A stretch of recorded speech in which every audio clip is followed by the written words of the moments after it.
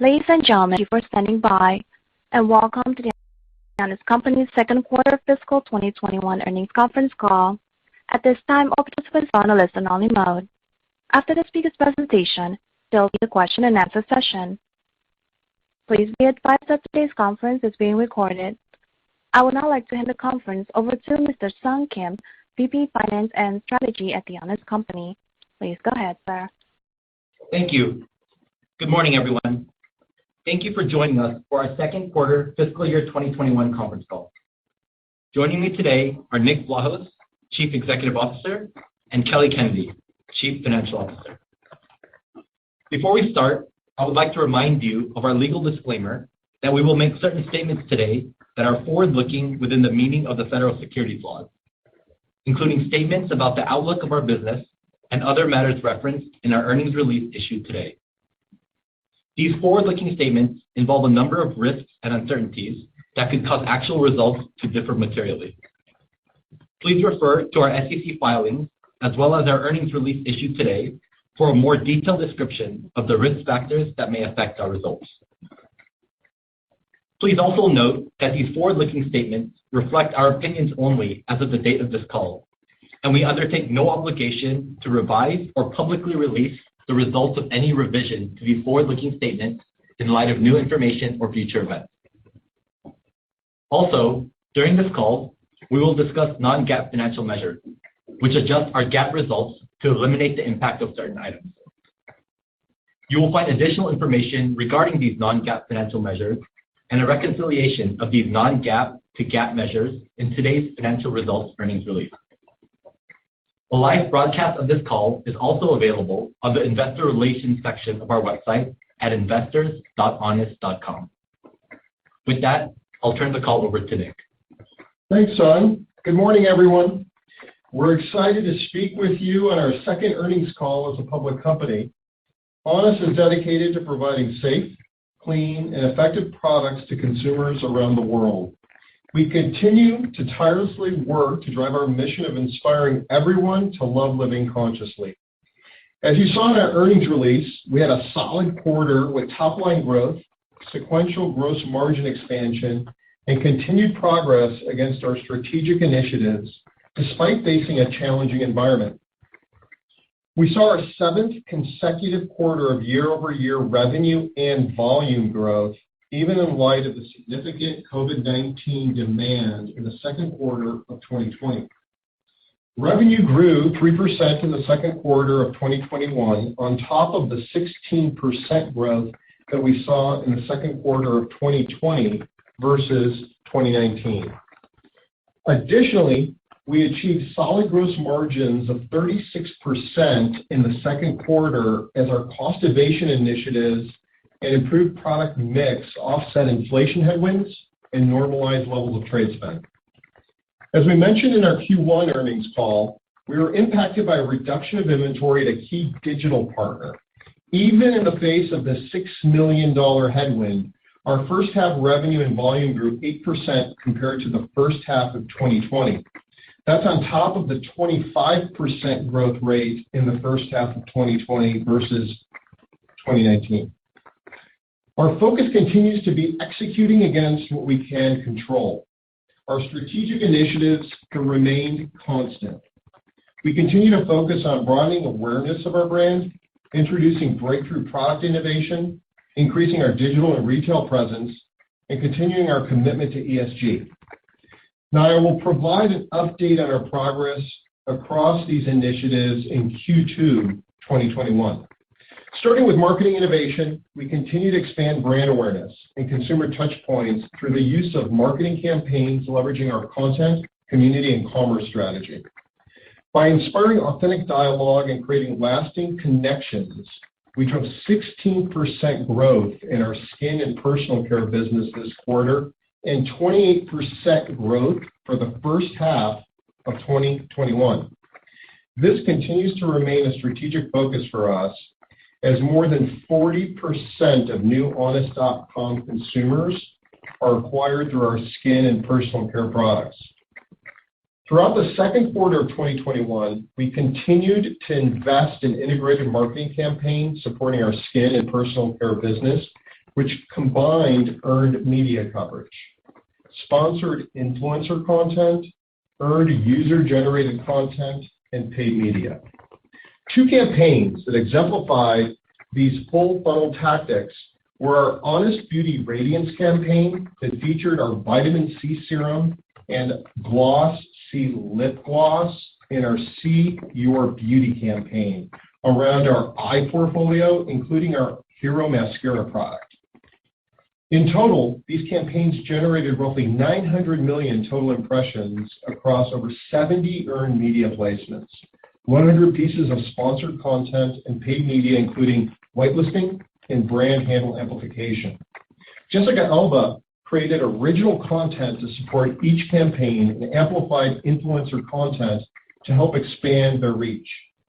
These campaigns led to a strong consumer engagement, increased traffic to honest.com, and featured our award-winning products, including our most recent award win, an Allure Reader's Choice Award for our Extreme Length Mascara and Lash Primer. We believe these campaigns positioned our beauty business extremely well as we launched our sustainable packaging initiatives for beauty in the third quarter of 2021. Given the continued success of these programs, we expect to lean into marketing in the back half to continue to support the restage and pursue growth in skin and personal care. Second, we continued to support our breakthrough product innovation. In the first quarter of 2021, we introduced our Clean Conscious diaper that delivered improvements in performance, sustainability, and margin. This innovative product fully phased into the market in the second quarter of 2021, driving a lift on diaper consumption trends in the marketplace. Our new diaper is our best performing and most sustainable diaper yet. Behind these improvements in performance and sustainability, we saw mid-single-digit growth for the quarter on our diaper business, despite COVID-19 stock-up impact in the year-ago period. Our diaper market share increased this quarter as our diaper retail consumption growth outpaced the market. Honest grew 33% compared to the total diaper market up 20%. Beyond the breakthrough diaper innovation, we also introduced new innovation in our wipes, household and wellness, and beauty categories in the second quarter with items such as our Benefit Wipes, which hydrate and nourish skin as they clean, our scented sanitizing wipes, which introduce natural fragrances to our sanitizing wipes line, and our Honestly Healthy Serum-Infused Lash Tint and plant-based brow gel, which help to build our eye portfolio around our Hero Beauty product, our Extreme Length Mascara. Third, we were pleased to deliver strong growth in our retail channel as our integrated omni-channel strategy led to a more balanced mix of revenue across our channels. Our retail channel accounted for 53% of our total revenue in the second quarter, as opposed to only 36% in the second quarter of 2020, when consumers sheltered in place and shifted to online shopping. In line with this macro trend, we have seen increased consumer willingness to get back into stores as more people have become vaccinated.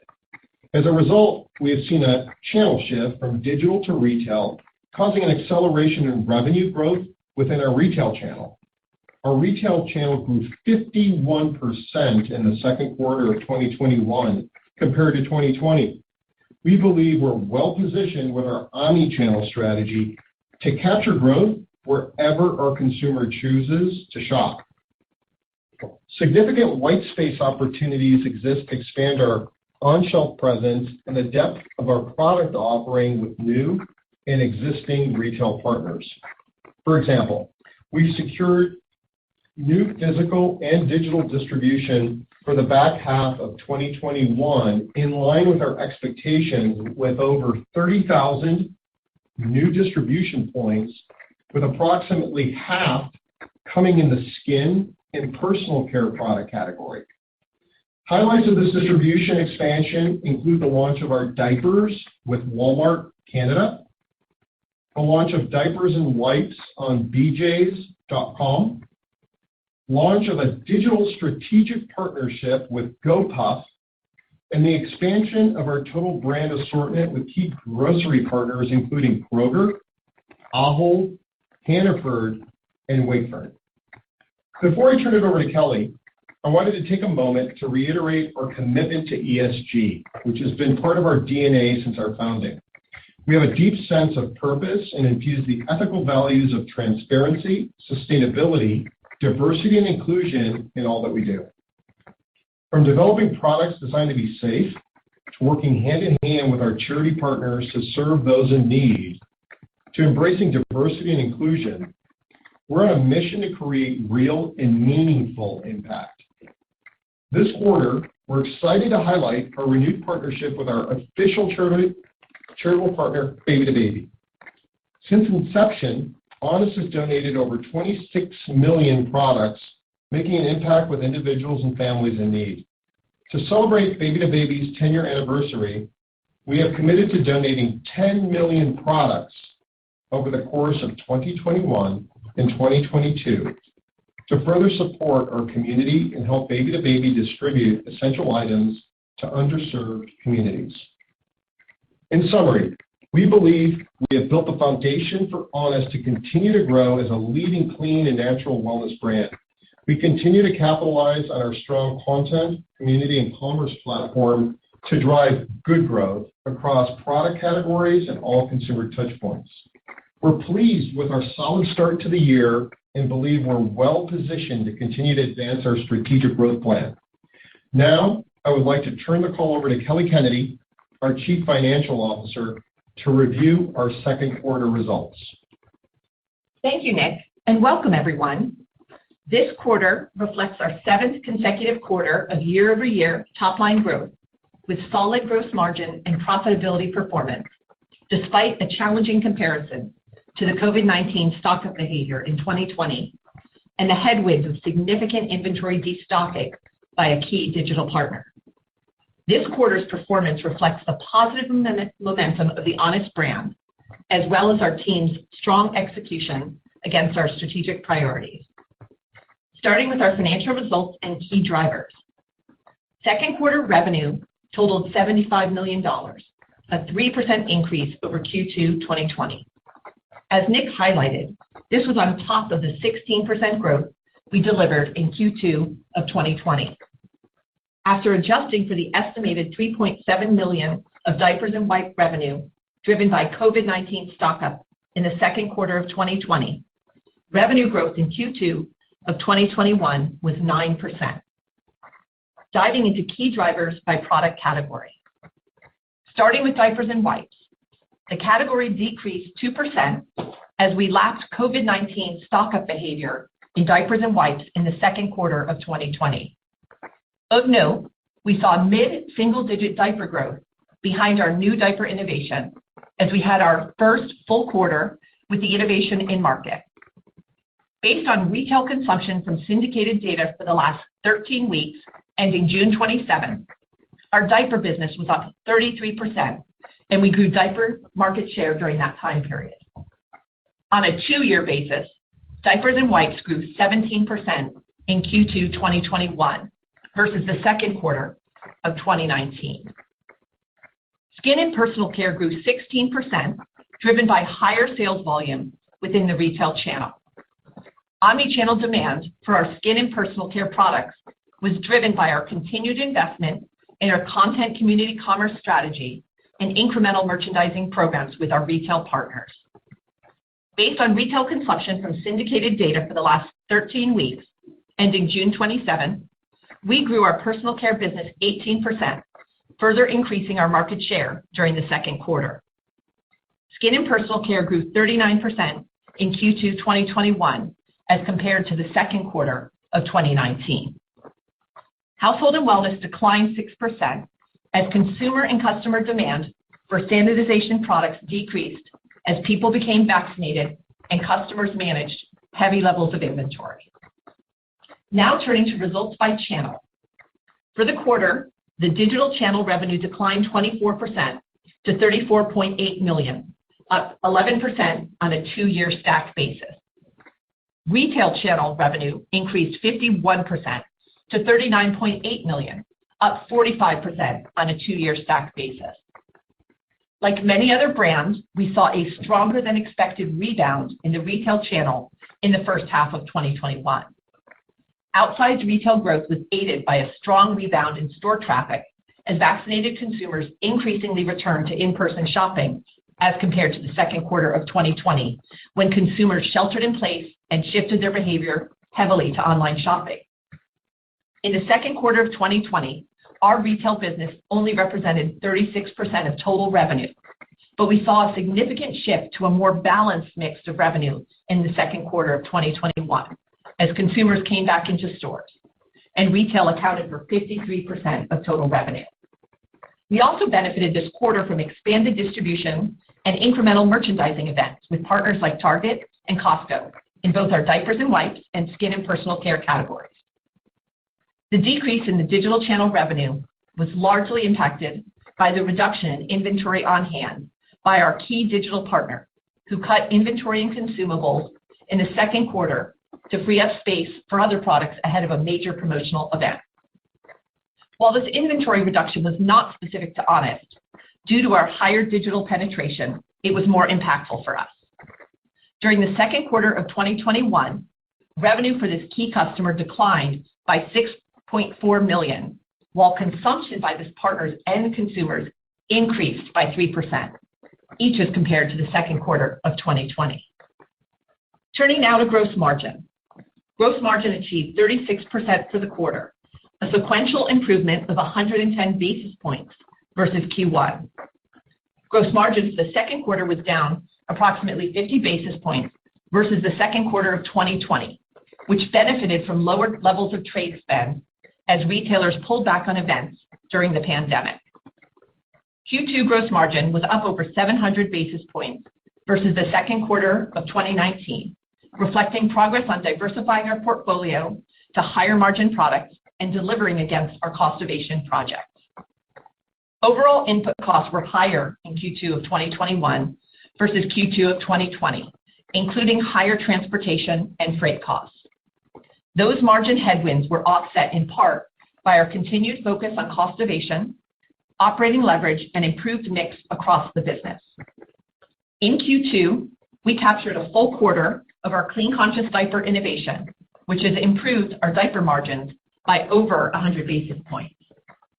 We also have a number of other cost-ovation initiatives launching throughout 2021, headlined by our Beauty Sustainability Restage that launched in Q3 and is projected to improve beauty gross margin by approximately 800 basis points.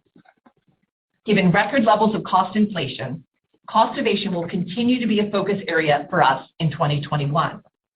We recognize that there is uncertainty around the input cost environment. We plan to closely monitor our productivity plans in relation to current inflation levels. Total operating expenses increased $19.8 million versus Q2 of 2020, primarily driven by 3 items. First, we had $11.1 million in one-time IPO and transaction-related expenses. Second, operating expenses included a $4.3 million increase in stock-based compensation, including the expense recognized in connection with performance-based equity that vested upon our IPO offering. Finally, we invested an incremental $3.4 million in marketing versus Q2 2020 as we supported the accelerated growth of our skin and personal care business and the launch of our new Clean Conscious Diaper. Adjusted EBITDA for the second quarter of 2021 was a loss of $0.8 million. We ended the quarter in a healthy position with $95 million in cash and short-term investments with no debt on our balance sheet.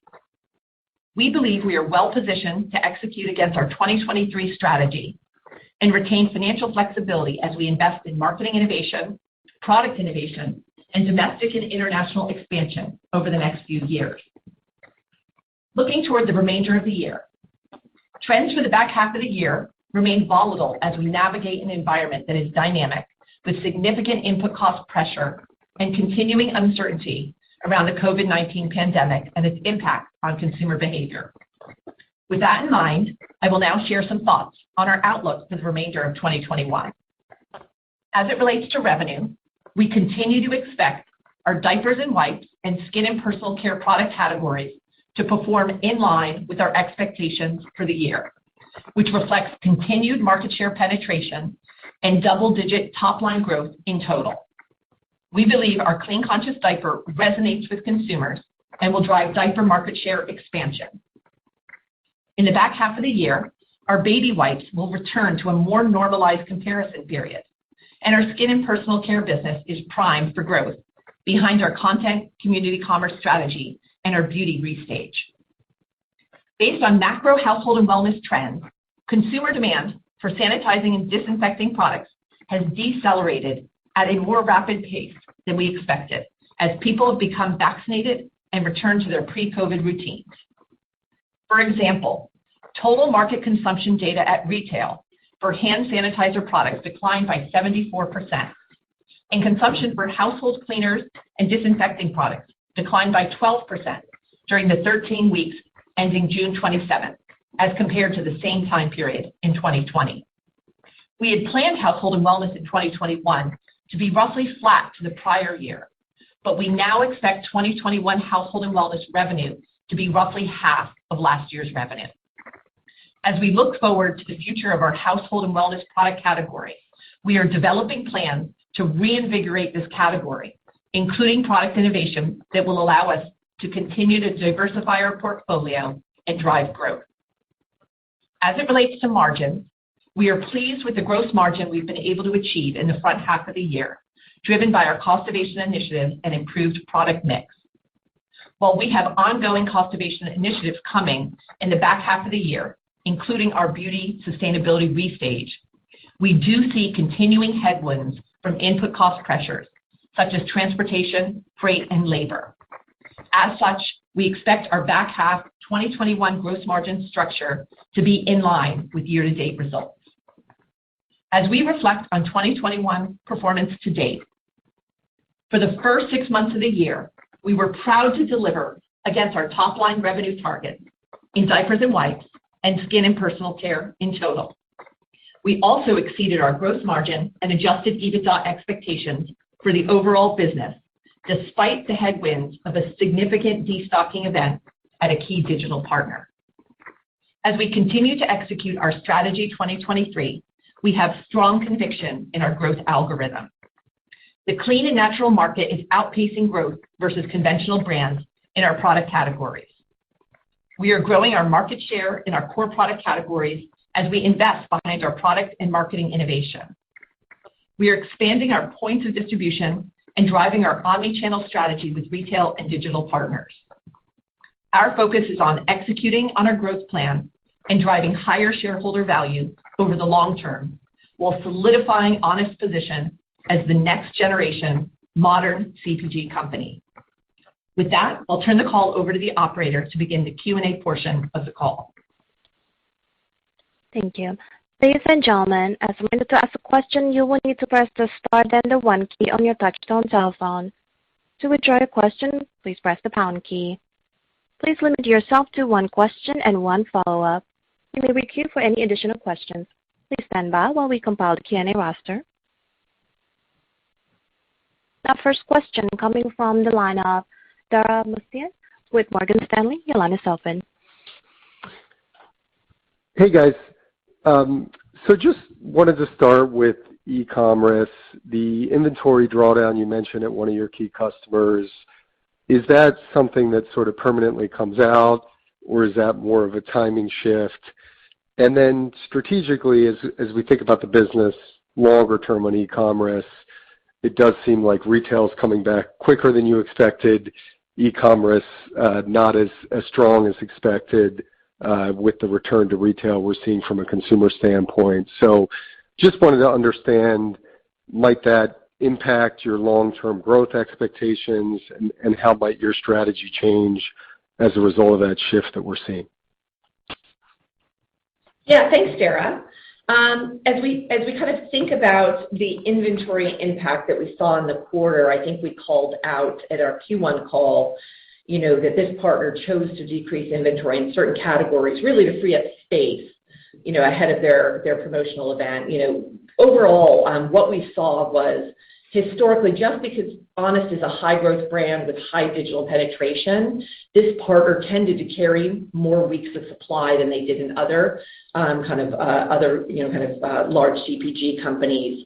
We saw them reduce from about 12 weeks of supply down to roughly 8. So that was the $6.4 million that we called out, was about 4 weeks of inventory.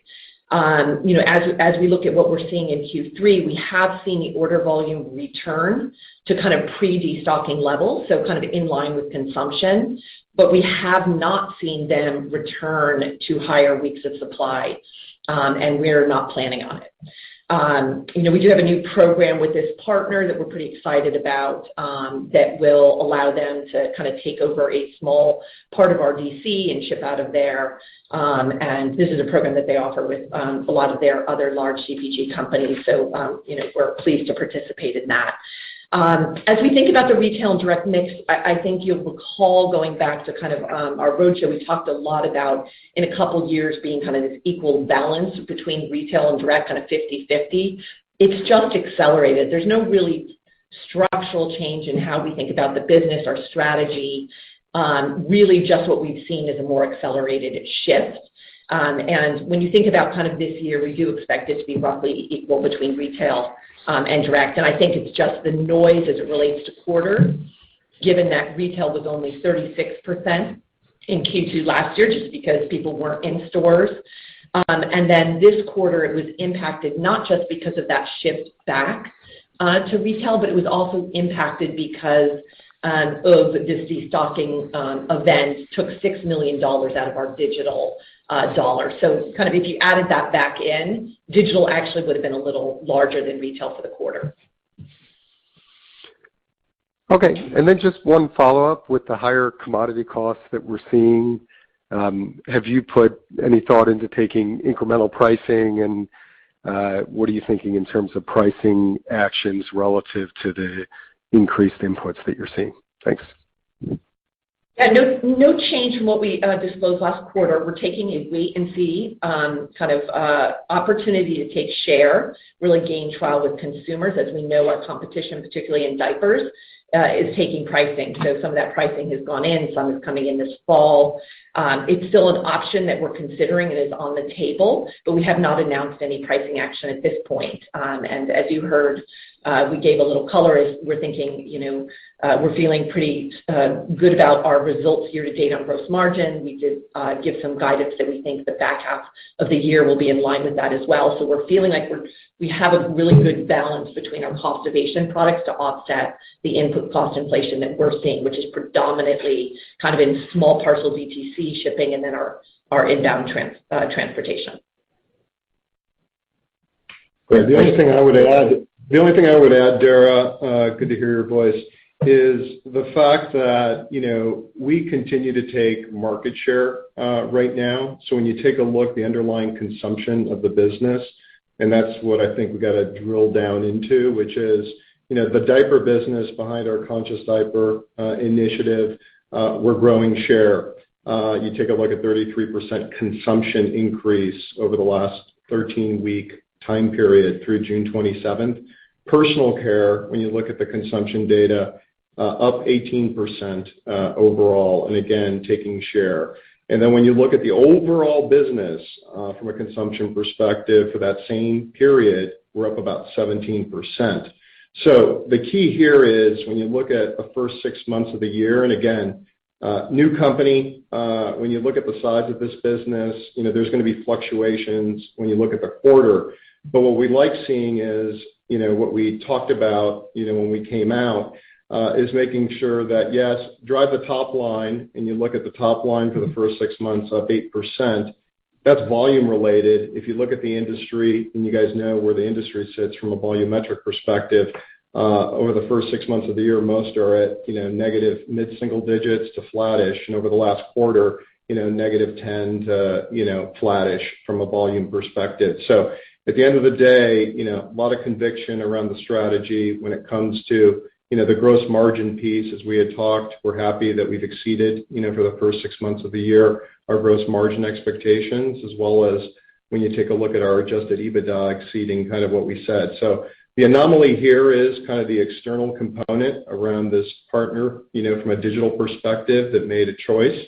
But when you see the fundamentals of the business, very strong based on kind of what we had talked about, what we're delivering. Great, thanks. Thanks, Tara. And our next question coming from the line of Andrea Teixeira with JP Morgan. Your line is open. Hi, good morning, everyone. Thank you. So I have two questions. First, for Nick, I wanted to ask more on the innovation and the marketing investment. So should we continue to see an elevated marketing spending in the second half from your commentary, and how much of new products have contributed to sales in Q2 against Q1 in terms of sequential contribution? And also a question for Kelly. I appreciate the breakdown for each of the divisions and the double-digit expectations for your key product lines, and then the wellness being probably half for the full year.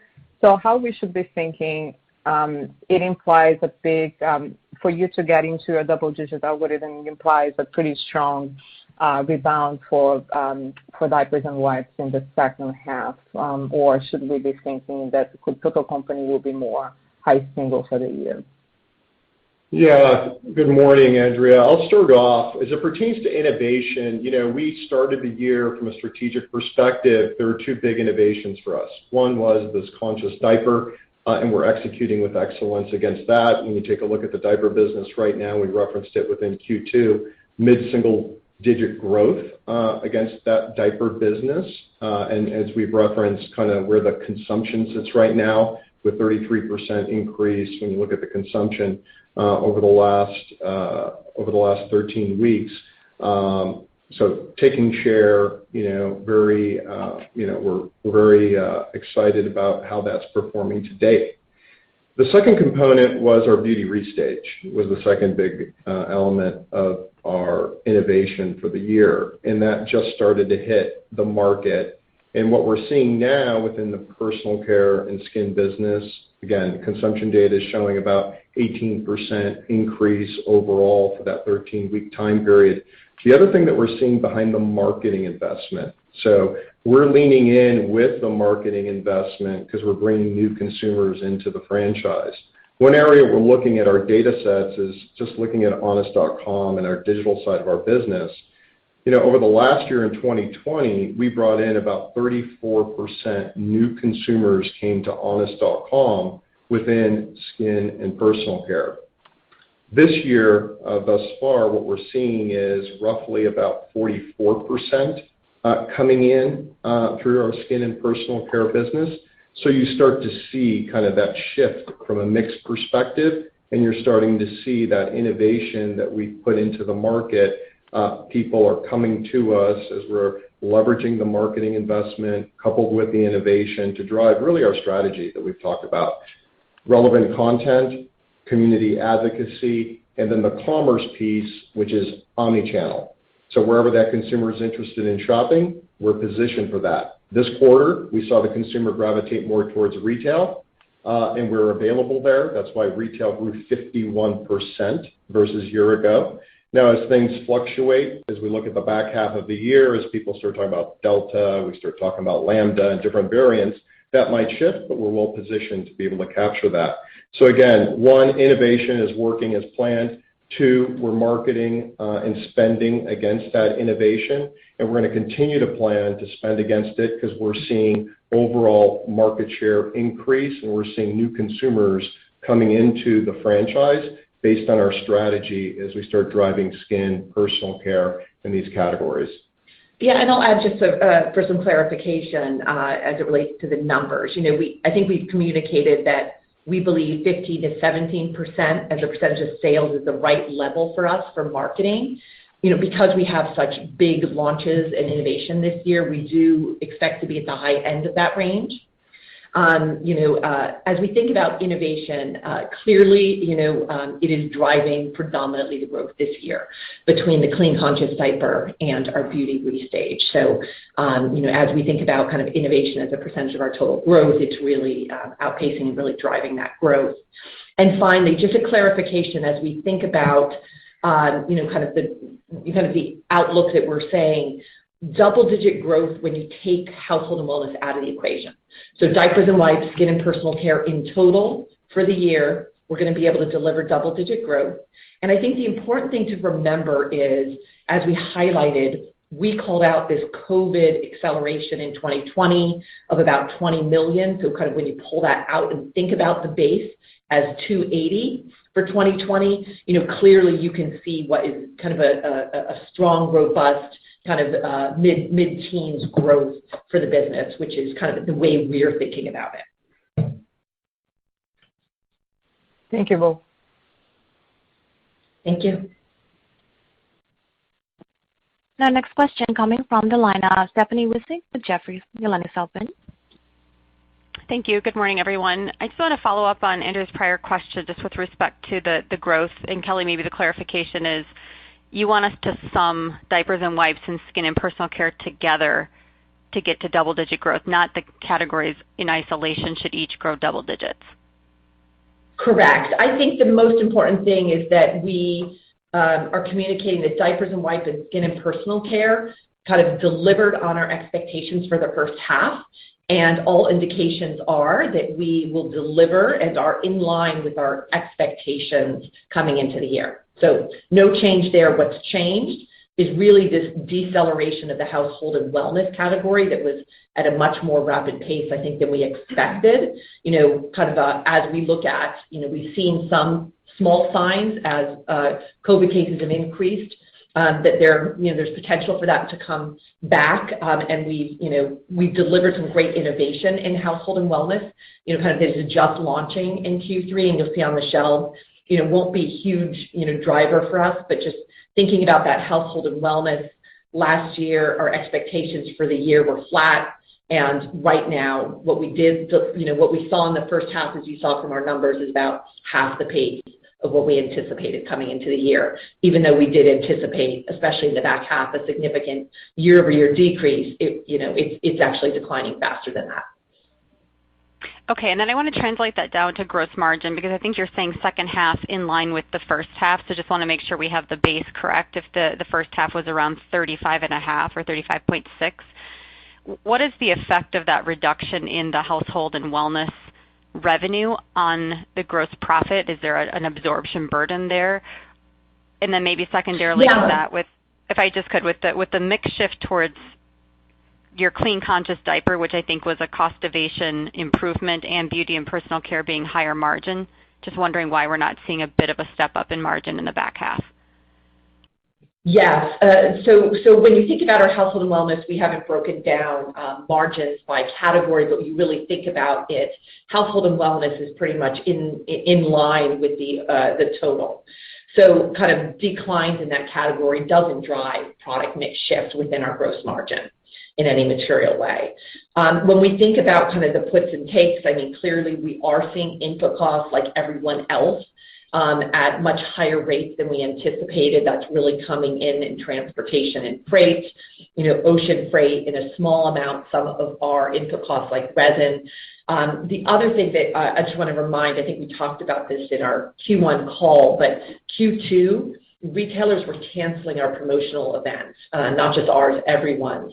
So the biggest headwind we have kind of for the back half is kind of this normalized trend of trade for the back half and for the year. Q2 was the largest quarter of that, but for the whole year, that'll be impactful. The positives, again, the clean conscious diaper, we're fully in market in Q2, so we don't have the full year, but we'll get the benefit of that 100 basis point improvement across the diaper line. As beauty restage, it's still getting on the shelves, so it's very early in beauty restage. It's kind of getting up and running in Q3. We will get the benefit of that. So cost ovation being the biggest positive within our gross margin. We are also benefiting by product mix. You'll see skin and personal care was 32% of our overall business in Q2 versus 28% last year. So we are getting the benefit of that product mix.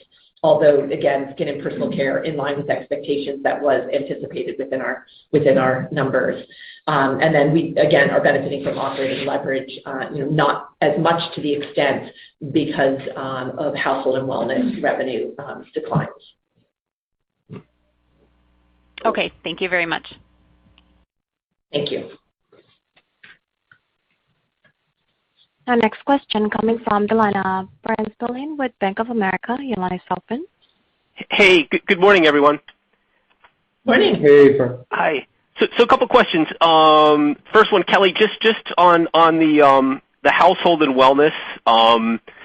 Is this a base now that we should be using for projecting going forward? Have we basically kind of reset this business for, what was, I guess, maybe a COVID benefit in hand sanitizer? Just trying to understand what we do with this, with the new revenue base here. Is this what we use to sort of, forecast normalized growth off of? Yeah, that's what we're doing. I mean, there's a lot of uncertainty, as you know, around COVID, and while we might get some kind of pickup from the lows that we've seen kind of in sanitizing and disinfecting sprays in Q2, we are not anticipating that this has a comeback to prior levels. We will have some innovation. I think we talked a little bit as we get, kind of into 2022, some innovation coming in household and wellness. But yes, a very large and significant component of that $20 million COVID impact in 2020, more than half of it was in this household and wellness space. So that's really the driver. Okay, that makes sense. And then on the gross margin commentary for the back half of the year, the comps, the quarterly comps in the back half are pretty different. So should we interpret it as being flat to each quarter? Or I guess the fourth quarter last year, the gross margins were lower than the third quarter. So do we smooth them out? Just trying to understand if there's anything we should be contemplating, I guess, in terms of phasing the gross margin commentary. Yeah, great question. So last year there was an anomaly in the fourth quarter. We expect it to be, normalized, no call-outs or puts and takes that we would call out between Q3 and Q4 on margin for us. So you could expect when we say in line with first half, that would be consistent for Q3 and Q4 as well. Okay. And then just last one, just on the inflation, and again, just thinking about the relative from the last earnings call. Like inflation's been, I guess, in the, in view really over the course of the year. But it sounds like, in the last month or two, you've seen some things that are maybe inflating more. So just trying to get an understanding of kind of where those areas are, and if you can, maybe separate how much of it is coming from pure, I don't know, commodity inputs or market-based, cost increases on certain inputs, and how much of it is just more tied to maybe some of the bottlenecks we're seeing in supply chains and economies. Because it seems like one may be more transitory than the other, but just trying to understand, the differences there. Yeah, I mean, we don't have a specific breakdown between market-based and bottlenecks, but both are contributing. When we think about kind of, ocean freight, which is just a small piece of our business that comes, kind of over ocean, but just transportation across the board. The main call-out that we are highlighting that was different than where we started the year predominantly is not in the input costs and transportation and freight, because we did anticipate that. It's really around the labor, where we have seen some, kind of higher, across the board, and you've heard this, as we think about our labor in the distribution center, across the board, it's been challenging, and rates have gone up there, and we have to stay kind of consistent with what we're seeing in the market. Yeah. So that's the one place. There are other smaller impacts, resin and other things that are kind of packaging related for us. We're partially shielded because of our fixed price contracts for our large commodity impacts. But again, we take surgical pricing. I think we talked a little bit about not taking broad-based pricing at this time. But certainly as we see certain, categories being impacted, we have had really good success on individual SKUs or individual product lines to try to offset that. And we'll continue to do so. We're very focused on trying to offset these costs, but it's just a reality that we're seeing, particularly in the labor market. Got it. Okay, thanks, Kelly. Appreciate it. Thank you, Brian. Our next question coming from the line of Laura Champagne with Loop Capital. Your line is open. Thanks for taking my question. It's on the household and wellness business, because that's the most radical change in your thought process sort of year-on-year. Is this all just difficulty forecasting the shifts related to COVID recovery, or is there something else happening in the channel that's driving the reduced expectations this year? Yeah, I'll take that one. I think, from a macro perspective, no one would have predicted kind of the, last year, kind of during the same time period, kind of what transpired, when COVID hit at the levels that it happened. You saw it in disinfecting sprays and wipes. You saw it, in toilet paper and all the things that happened a year ago. As it translated to this year, we took into consideration that the overall revenue would be about 75% of what kind of had transpired. But when you look at, from a macro perspective of kind of what's happened in the market, and when you look at the last, 13 weeks, and we're seeing, negative 74% consumption in places like hand sanitizer, down 11 to 12% in disinfecting type sprays. Those are the things that, we thought, as we looked at the plans, that, consumption and behavior would, would have been a bit more sticky at this point. And we're not seeing that. So based on data and based on the information we see today, that's why, again, you look at diapers and our wipes business, you look at our personal care skin business, we're executing as expected. The anomaly here is this macro event that's happened last year, and that right now, based on the visibility we have, we're not seeing that consumption pacing based on that expectation from a forecasting perspective that we had. Now, things are changing. Delta variant, Lambda variant, what transpires, we're well positioned like we were a year ago to be able to capitalize on that. But again, that's something that, we're monitoring closely, and as consumers start to, potentially shift, we're well positioned with the brand, with our products, as well as importantly, the omni-channel component of this from both a digital and retail perspective to capture that consumer. Got it. Thank you. Thank you, Laura. Thank you, Laura. Our next question coming from the line of Laurent Grandet with Guggenheim. Your line is open. Yes, good morning, everyone. I'd like to come back actually to the very first question. The $6.4 million in the headwind you had in e-commerce. So even if you assume that this e-commerce customer was growing 3%, let's say, the impact was, ballpark, $7 million. If you add up that to the segment, actually, you still have digital segment being down 9%, or about $6 million. So is that actually the shift you are seeing from e-commerce to retail, or is there anything else we should know in order to forecast better for e-commerce or digital segment going forward? Yeah, outside of that one event, the destocking event, the total digital category, the customer behavior that we're seeing and everyone is talking about is people are vaccinated, they're going back in stores. You'll see many, many retailers talking about this huge traffic surge they're seeing and growth in their business, and not at the expense of the digital business. So as a true omni-channel business, we talk about being, wherever the consumers want to shop. I think that's a real advantage. As Nick mentioned, who knows what the future lays, when the consumer shifts, it creates this significant noise. But yes, that impact overall.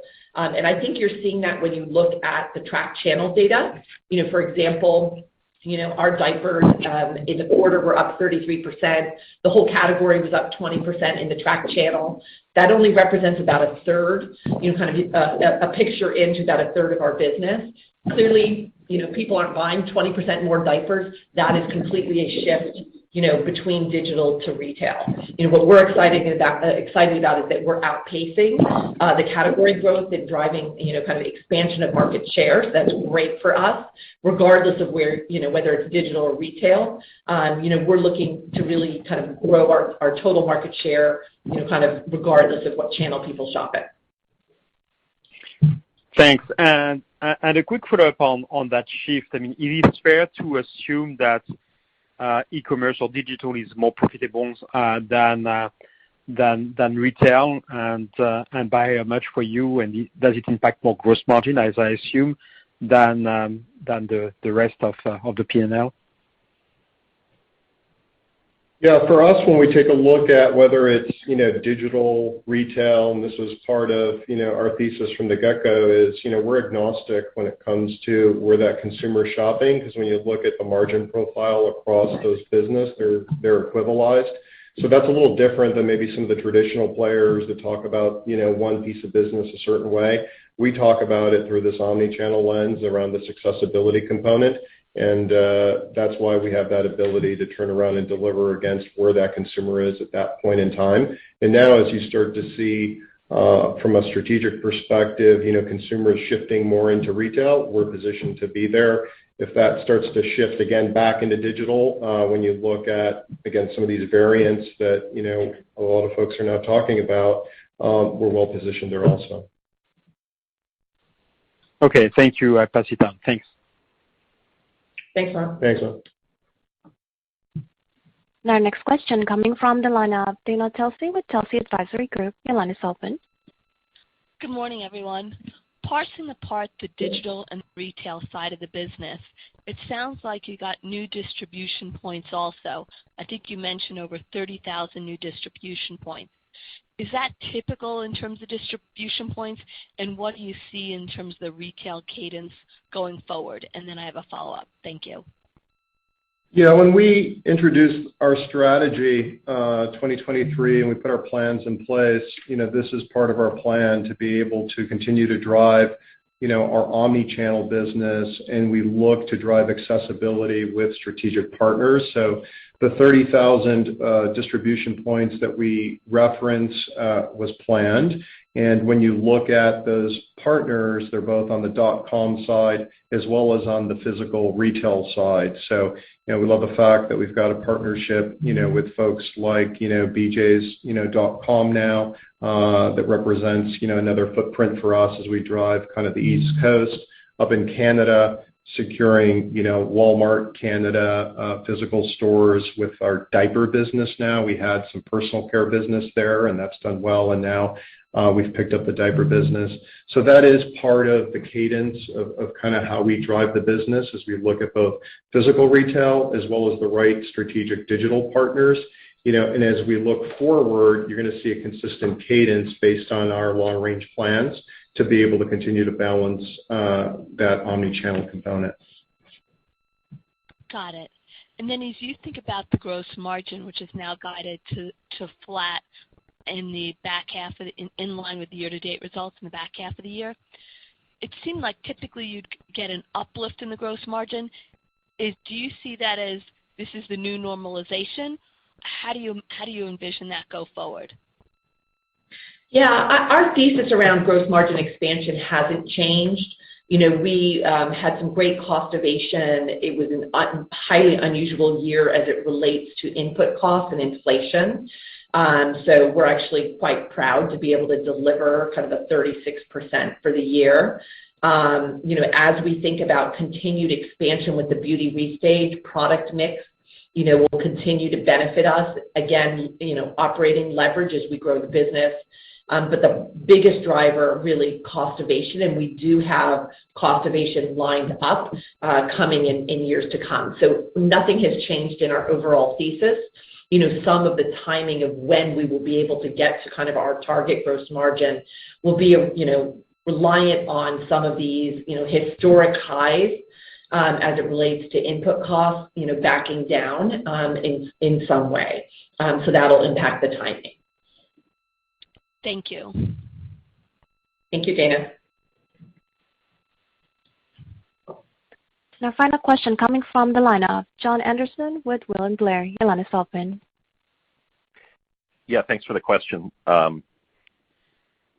I wanted to ask again about the second half of the year, just a little bit more detail on the outlook. In diapers and wipes, it looks like the comp in the third quarter is about, as challenging as the comp in the second quarter. And then if you look at skin and personal care, the comp actually gets more challenging in the third quarter relative to the second quarter.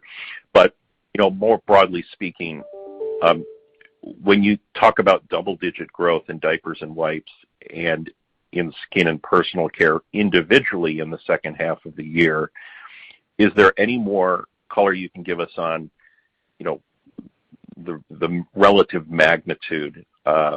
I'm assuming diapers and wipes, you'd be looking for something in the, let's say, low double-digit range, something much stronger than that on the back of the beauty restage in skin and personal care, but just a little bit more color there would be helpful. Yeah, and again, we haven't guided to each category individually being double-digit. We're just in total when you take out household and wellness. So, clearly the beauty restage will, as you said, we've seen outpaced growth in our skin and personal care. We anticipate that to continue for the back half, but in line with our expectations. I think when we look at what we're seeing right now in diapers, we are seeing strong consumer response to the Clean Conscious Diaper, and we are also seeing continued market share expansion there as well. So we are actually quite pleased with kind of where the trajectory is for diapers. Wipes had a pretty challenging first half in Q2 comp, and that does the comp gets less challenging as we go into the back half of the year for wipes.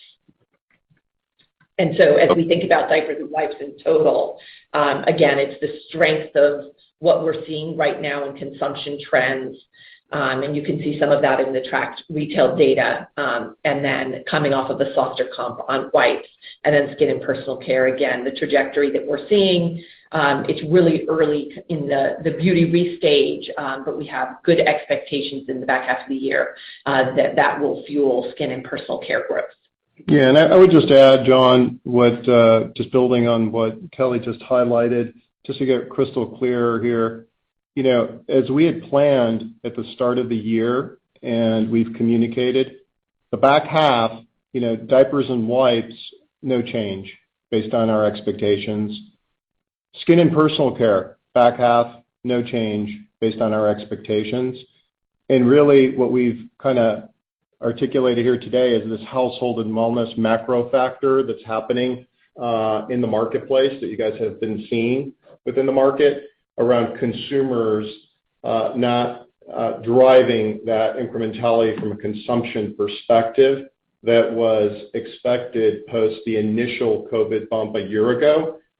We haven't seen that, and that's the component that we're talking about as being the change within the plan. Okay, that's helpful. Thank you. Just as a follow-up on the some of the information that you shared around customer acquisition and a larger portion of your household acquisition or consumer acquisition coming in through beauty, is that a deliberate thing on your part, being driven by incremental marketing spend against that part of your business? And is that something that you like to see, or is better to acquire a new customer into the beauty franchise as opposed to the diapers and wipes franchise? Just trying to get a little bit of sense for how you're thinking about that and what you're doing to drive it. Thank you. Sure, absolutely. It's a great question. Number one, from a strategy perspective, we talked this during the roadshow time period, and we were talking it when we introduced kind of the strategy to each of you, was number one, making sure that, we're looking to bring new consumers into Honest through different categories. In skin, personal care was one of those. A year ago, we brought in about 34% new folks In this year, we're seeing about 44% coming in to honest.com through that skin and personal care. So yes, from a strategy perspective, we like seeing that. And then what we're driving is cross-pollination around not only are they coming in within a skin product, but then how do we also then ship them over to potentially a color product. And we like seeing that because, again, when you look at our strategy here at Honest, we're interested in driving that penetration, going deeper with consumers to buy that second and that third item from a consumer perspective. And that's a key focus for us as we continue to drive our strategy. And I'll just add real quickly, John, that as we think about kind of what we take away is really this diversification in our customer base, becoming a broader appeal. A couple of the stats that we saw in Q2, we've talked in the past about kind of just the male consumer, the growth in the male consumer for us. It did tick up slightly from 18% of our overall business to 19% in Q2.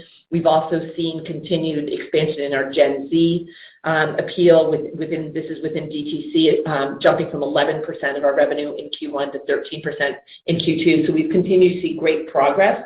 And so it's a combination of, kind of having broader appeal and bringing more new customers in, as well as, really growing share of wallet and having more products that really appeal to and resonate with consumers. So really expanding the overall brand presence within the household.